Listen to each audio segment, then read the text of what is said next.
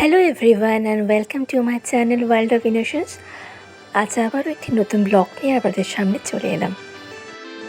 দুপাশে শাল, সেগুন, ইউক্যালিপটাস, আকাশমণি এইসব গাছেদের সারি, আর মাঝখানে আমাদের চলছে বাস। আপনারা যারা আমার ব্লগ অনেকদিন ধরে দেখছেন তারা হয়তো জানেন আমি কোথায় যাচ্ছি। হ্যাঁ, আমি আমার বাড়ি যাচ্ছি। আর বাড়ি যাওয়ার পথে আপনারা জানেন এই সুন্দর রাস্তাগুলো পড়ে, কারণ আমরা জঙ্গলমহলের মানুষ। আমার বাড়ি গড়বেতায়। তো আজ সকালে কলকাতা থেকে বাসে উঠেছি। আমার মনে হলো যে এটা সব থেকে তাড়াতাড়ি যাবে। বাসটার নাম হচ্ছে বিশ্ববীণা। এই বাসটা কলকাতা স্টেশন থেকে 5:25 নাগাদ ছাড়ে। তো আমার একটু লেট হয়ে গেছিলো, সেজন্য আমি চিড়িয়ামোড় থেকে বাসটা ধরলাম 5:35 নাগাদ। সুন্দর উঠে গেলাম। আর একদম সকাল সকাল তো পরিবেশটা বেশ ভালো ছিল, নচেত এই গরমে ট্রাভেল করা একটু কষ্টসাধ্য হলো। তো এই বাসে প্রথম আমি কিন্তু যাচ্ছি কলকাতা থেকে গড়বেতা। এর আগে গড়বেতা থেকে অনেকবার এসেছি এই বাসটাতে। তো দেখলাম এটা বেশ কমফোর্টেবল, একবার উঠে বসে গেলাম, বাস আর কোনো ঝামেলা নেই, নিশ্চিন্তে বেশ। আর এবারে না অনেক দিন পর যাচ্ছি, মানে 1 বছর 3 মাস প্রায় হয়ে গেল বাড়ি যাওয়া হয়নি। এই চন্দ্রকোনা টাউনে বাস কিছুক্ষণ মতো একটু দাঁড়িয়ে থাকে, তো সেই জন্য এখানে একটু ঝালমুড়ি কিনে নিলাম। এমনিতে কলকাতা থেকে গড়বেতার দূরত্ব 170 কিলোমিটারের মতো। আশা করছি ওই 10:30 নাগাদ মনে হয় গড়বেতায় পৌঁছে যাব। আমি আমার আগের ভিডিওগুলোতেও বলেছি, আবারও রিপিট করছি যে এই দিকে আসার পর আপনাদের শ্বাস নিতে এত ভালো লাগে, মানে বাতাসটা খুব হালকা বলে যেন মনে হয়। যারা কলকাতা থেকে এদিকে আসবেন না, অবশ্যই এটা ফিল করবেন। এবারে আমের ফলন কিন্তু এদিকে খুব ভালো হয়েছে। মানে আমি যখন রাস্তায় যাচ্ছি দুপাশে শুধু দেখছি আমের গাছ, লিচুর গাছ, আর সমস্ত গাছ একদম ফলে কিন্তু ভরা। বাড়ি ফেরার আনন্দ কিন্তু একটা অন্য মাত্রায়। তো সেই জন্য কী হয়, যখন এই সবুজ দেখতে পাই, এই জঙ্গল দেখতে পাই, আর আপনারা জানেন হয়তো যে এখানে আমাদের জঙ্গলে প্রচুর হাতি থাকে। এই জঙ্গলে যে হাতিগুলো দেখা যায় মেনলি সেগুলো ঝাড়খণ্ডের দলমার থেকে আসে। এরকম রাস্তায় মাঝে মাঝে কিন্তু আপনারা হাতির দেখা পেলেও পেতে পারেন, কারণ এগুলো হচ্ছে ওদের করিডোর, এদিক থেকে এক জঙ্গল থেকে আরেক জঙ্গলে ওরা যাতায়াত করে। তো যাই হোক, গড়বেতা বাস স্ট্যান্ডে প্রায় ঢুকবো এরকম একটা অবস্থা। আর ওই যে বাড়ির সবাইকে দেখতে পাবো, ওই একটা এক্সাইটমেন্ট অবশ্যই কাজ করে। আর সত্যি কথা বলতে কি, বাড়িতে এখন পরিস্থিতি একটু অন্যরকম। আমার কাকু অসুস্থ আছে, আমার বাপিরও বয়স হয়েছে। তো আসবো করে একদমই আসা হয় না, ছেলে স্কুল থাকে, কাজ থাকে। তো এবারে ভাবলাম ছুটি আছে, তো কয়েকটা দিন ঘুরে চলে আসি। আর সাথে কিছু অক্সিজেন নিয়ে অবশ্যই ফিরবো আবার কলকাতায়। যাই হোক, কথা বলতে বলতে গড়বেতা বাস স্ট্যান্ডে পৌঁছে গেছি। আর এখানে থেকে বাড়ি দূরত্ব ওই 500 মিটার মতো, কিন্তু সেটুকু। আর ব্যাগ ছিল তো, তাই একটা টোটো ভাড়া করলাম, মাত্র 30 টাকা। তো একদম বাড়ি পর্যন্ত পৌঁছে দিল। আর আমার থেকেও আমার সবথেকে বেশি এক্সাইটমেন্ট আমার ছেলের। এত খুশি ও, এই আমাদের বাড়ির দেখতে পাচ্ছেন প্রাচীর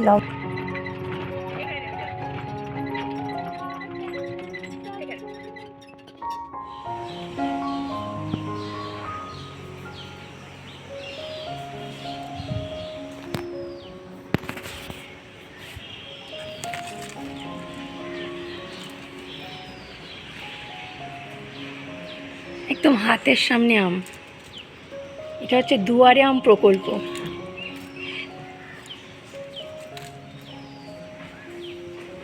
আম পাড়তে কোনো কষ্ট হবে না এখানে, জাস্ট বারান্দা থেকে হাত বাড়াও। আর এটা হচ্ছে অ্যালফ্রান্সো, ওইটা হলো আম্রপালি, ওইদিকে ল্যাংড়াগুলো আছে। এই কাম হয়েছে। প্রায় 1.5 বছর পরে বাড়ি এসেছি, তো কত কি নতুন নতুন লাগছে যেন। এখন প্রচুর গাছপালা হয়ে গেছে, আরও মানে ঠিকঠাক করে ঝোপঝাড়গুলো কাটা হয়নি। বাপিরও বয়স হয়ে গেছে, তো 70 বছর পেরিয়ে গেছে, সবসময় আর পেরে ওঠে না। তো এই জন্য একটু বাগানটা একটু এখন অগোছালো হয়ে আছে।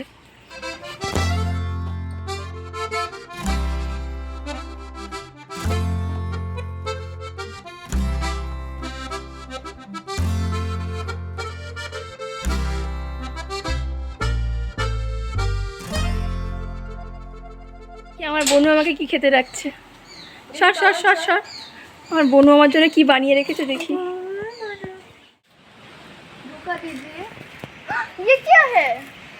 এটা হচ্ছে কারি পাতা গাছের ফল। এটা খাই না, এটা বাবা খাই না, খাই না, খাই না। কি দারুণ ওয়েদারটা, সকালে এত গরম ছিল কিন্তু এখন দেখো কি সুন্দর হয়ে গেছে ওয়েদারটা। এই বৃষ্টি পড়ছে এই তিশা, এরপরে কিন্তু ঝড়টা নামলে আম পড়বে হেভি। কি করছিস? এবার আম পড়বে কিন্তু।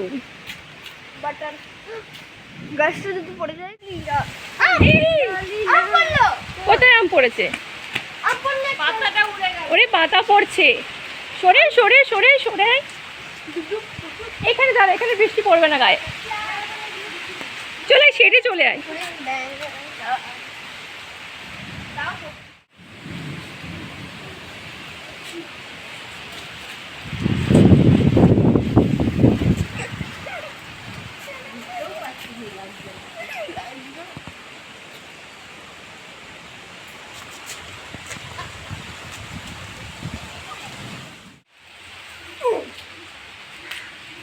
কি রে এটা? সকালে যখন আসছিলাম বাসে তখন প্রচণ্ড গরম ছিল, কিন্তু গুমোট একটা, মনে হচ্ছিল বৃষ্টি হবে। তো এখন একদম মানে একদম যাকে বলে মনোরম পরিবেশ, একদম ঠান্ডা হয়ে গেছে ওয়েদার, অনেকটা ঠান্ডা, মানে ভীষণ এনজয় করছি। হালকা বাতাস বইছে। আমার 90 বছর বয়সী ঠাকুমার সঙ্গে একটু দেখা করে নি। ঠাকুমা, তোমার কিন্তু গায়ের রং আরো ফর্সা হয়ে গেছে। গায়ে তুমি অন্ধকারে থাকো কেন? সারাক্ষণ অন্ধকারে ঢুকে থাকো কেন? একটু তো বাইরে বেরোতে পারো। এটা দিয়ে কি করছি বলো তো? তোমার চোখটা কি প্রবলেম করছো? ওই চোখটা না না, রাত্রিবেলাটা হলে এখানটা যেন কিরকম থমথমে লাগে, সব যেন নিঝুম শান্ত, চারিদিকে ঝিঁঝির আওয়াজ। আর ওই চাঁদ উঠেছে, নারকেল গাছের পাতার ফাঁক দিয়ে দেখা যাচ্ছে হালকা চাঁদ। আর দূরে কোথাও না হরিনাম সংকীর্তন চলছে। তো আজ শরীরটা খুব টায়ার্ড আছে, অল্প বিস্তর সামান্য ভিডিও করতে পেরেছি। আশা করব কালকে অনেক কিছু ভিডিও করব আর আমাদের সামনে সেগুলো তুলে ধরবো। তো আজকের মতো ভিডিওটা এখানেই শেষ করলাম। ভালো লাগলে অবশ্যই কমেন্ট করে জানাবেন। তো আজকের মতো টাটা।